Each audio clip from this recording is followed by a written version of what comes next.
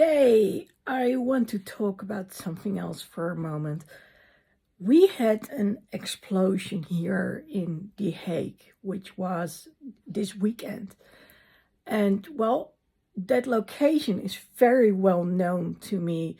Besides having had training there, the physical therapist is also located there. Now, for the record, it wasn't his building, it wasn't their street, but you can walk pretty easily from where my physical therapist is, where I go multiple times a week, to that place which exploded. Now, for me, it was really weird to look at all the videos because the environment was exactly the same kind of buildings, everything. So I needed to see this for myself, especially since I have a lot of things that I do over there. So I live and work completely on the other side of The Hague, but I've got a friend living over there, so I pick up her kids every once in a while. I also need to walk, so I like to walk to the mall nearby. And well, like I said, I had to see it for myself.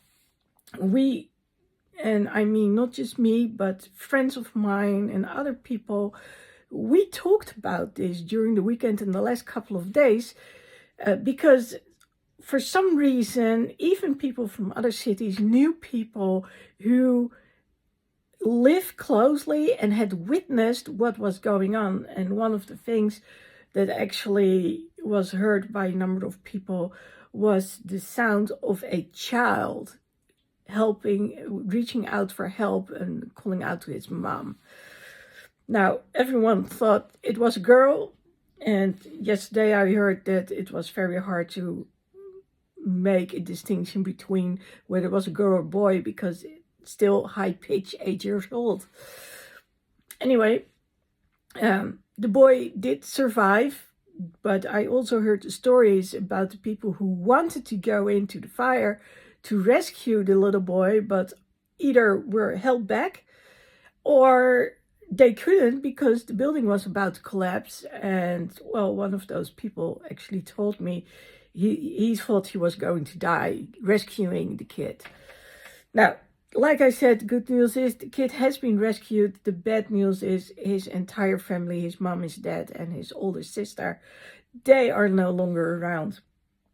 Now, what kept us really busy in this weekend was how on earth is it possible that there is such a blast that 5 houses are completely wiped off the surface. So you have to imagine that there are 2 stores. Above it are a number of layers where people live. And then below there are also basements. And we've had explosions before. It seems to be the norm over here in the Netherlands. Apparently, teenagers get hired to create explosives and then throw it wherever they want to, or they're hired to do it. But usually, there are no killings involved. There are no such thing as those huge explosions. And in this case, people either thought they were in a war zone or there was an earthquake, because also for the people who were in the building, and it's a huge building, across the street, everything shook. The ceiling shook, the floor shook, and well, there were a few tiny blasts, and then there was a really big one, and fire. And then, of course, the building started to collapse. Now, apart from those 5 houses, actually 14 others are no longer, well, they can no longer enter the building, so they can no longer live there. And yesterday, I talked to a number of people who actually helped out. So, like I said, and the people who tried to rescue the boy, who fortunately got rescued, but also people who were in their PJs and helped other people in their PJs to just come in. Now, one thing that really struck me was talking to a lady who is no longer capable of entering her house, and the insurance company said, well, you can get and stay in a hotel till Friday, and then we'll have to see. And they were so it took a few days before they could actually re-enter their buildings because of the instability of everything. And well, when they got in, the electricity has been shut off, so it's pitch black. And then questions are there. Is there any damage? Are your walls still around? And I was like, oh my God. I understand that the insurance company has to ask it, but just mind you that you're there and you've lived your life, you had a good life, and then all of a sudden this happens. You don't know where you're going, you don't know where you're going to stay. There are people who didn't even bring their phone, couldn't access their bank account. So, I have to say it's very heartwarming to see how people are donating money. I mean, they wanted to raise like a grant, and then we are around 6 right now, so 600,000 euros. So it's amazing, and a lot of people have brought stuff, so that's good too. And I have to say that local municipality is doing great things. So there's a caseworker assigned to each person who, well, has no place to live anymore. But it goes way beyond this. I mean, everyone knew everyone there in the area. So I don't know how it's possible, but only one actual family who lived there. No, that's not true. We're talking about the one family with the boy, and then there was another family, and the husband died, and the wife is still in the hospital. She was a volunteer, and no, she's not doing very well. And well, there were some other people in the hospital too. I think there's one more. So all in all, there were 4 injured and 6 passed straight away, which I think is a remarkable low number. Apparently one of the families is traveling around the world, so they were safe. And at one moment I think it's a blessing in disguise, because they were not there, but at the same moment I'm like, but how could one act of revenge, because it's probably some sort of revenge or warning or whatever it is, lead up to such a destruction? And the killing of more people and the disruption of it, well, we're not just talking about disruption, we're talking about full-blown trauma. There are people who now sleep in their clothes instead of in their PJs. And like I said, the woman I saw yesterday, she was walking around and she was like, where do I meet up with people? And they have food everywhere, at the local centers, but people don't know, so they don't come and get it. And when they do get it, they're like, yeah, but I don't have a microwave because, well, they're staying at a hotel. So I said, just ask the receptionist, they'll probably be able to help out. But it's something that has been keeping me up. I've been talking a lot with a lot of people about it. It's so incomprehensible that this has happened. And like I said, we've had multiple explosions before here, not necessarily in the area, but not too far from here. Actually, someone died of a heart attack after having been attacked over and over and over again. And he had to move away for a while from his own home because of those attacks. And no one up till now knows why. And even after he had passed, it still continued on.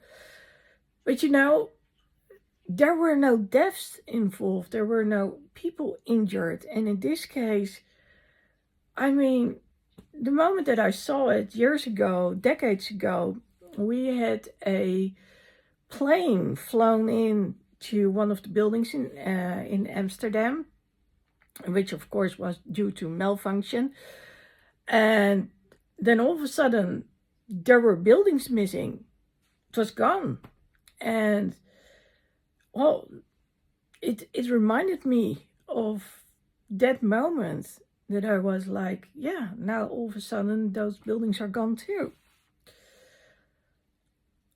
Like I said, there's a lot going on, and I'm impressed with how people are helping out one another. But what I've seen yesterday was people, either talking on and on and on and on and on about it, which means they're still high, really high on adrenaline. Other people, I could see the sadness in their eyes, unimaginable grief. Also because people knew one another. And just the wandering around, I need to survive, but I actually have no clue what I'm doing and how it works.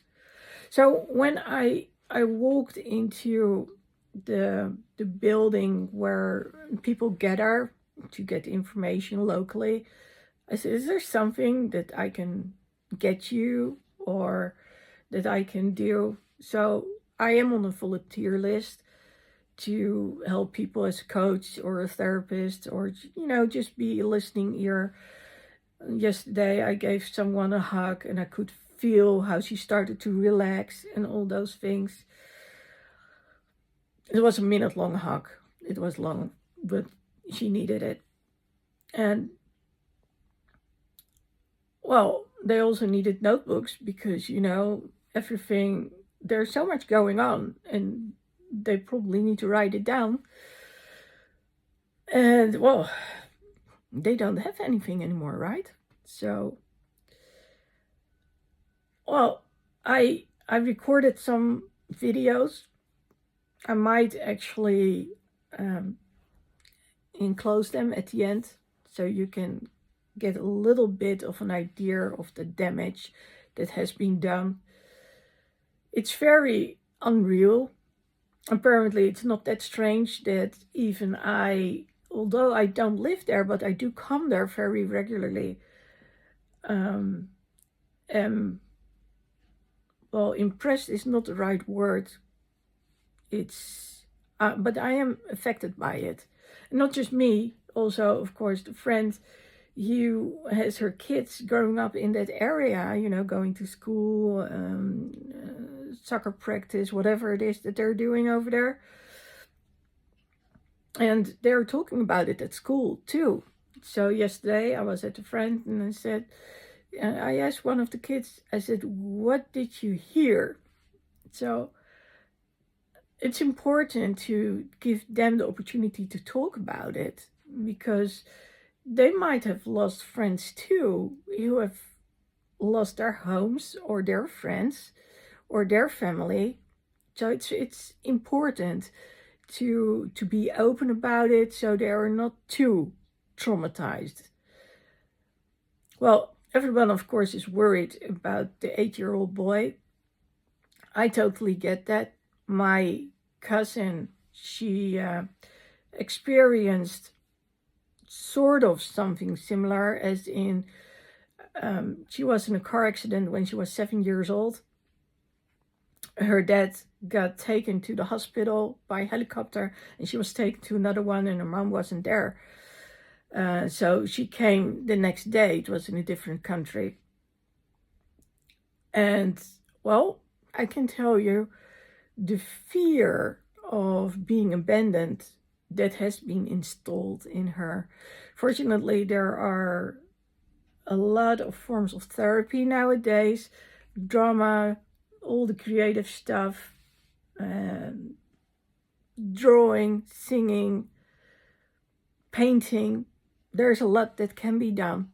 And it's very important that we all stand together and we give attention to those people.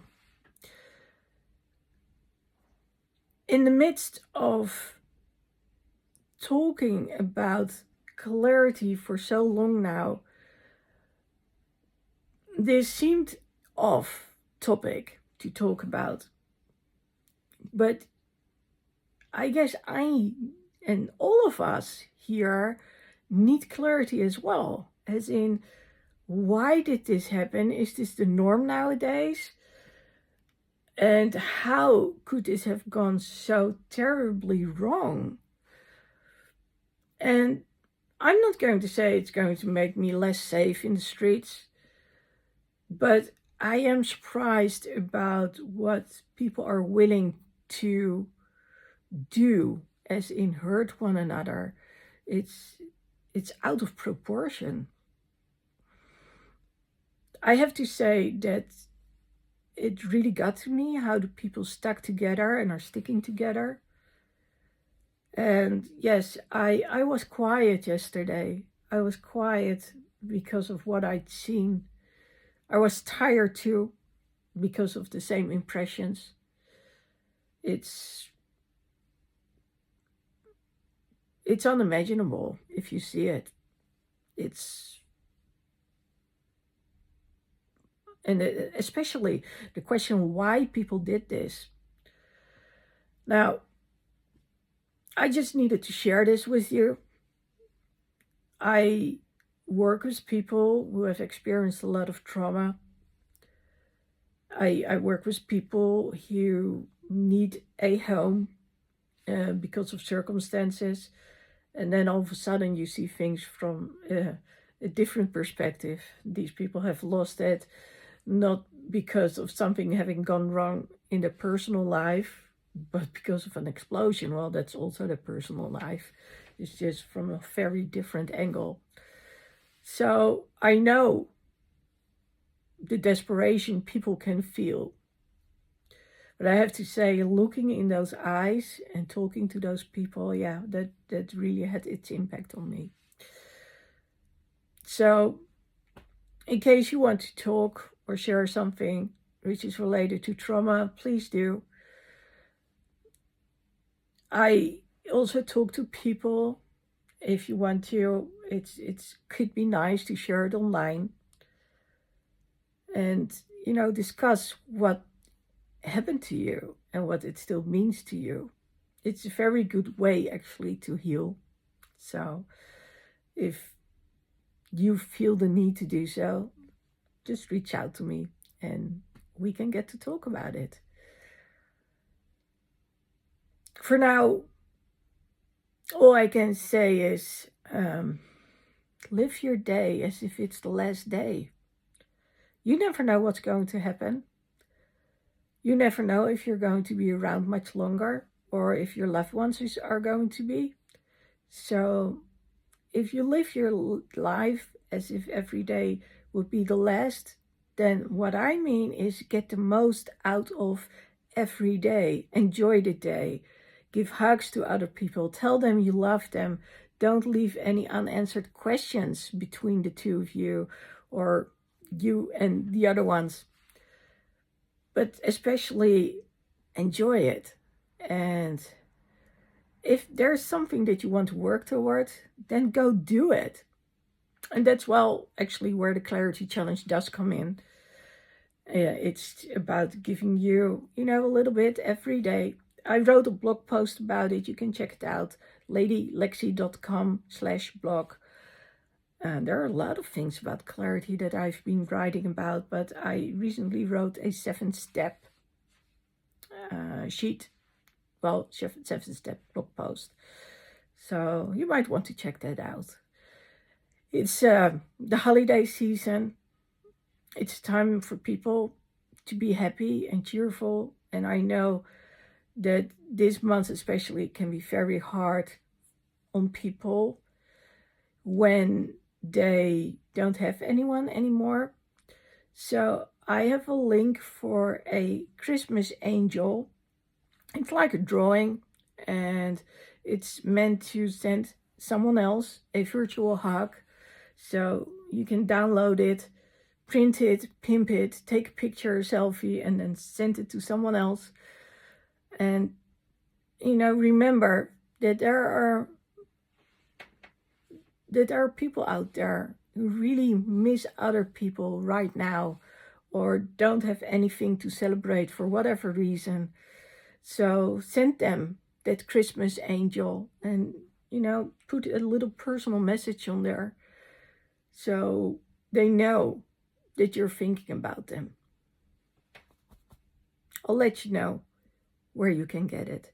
Just check the description.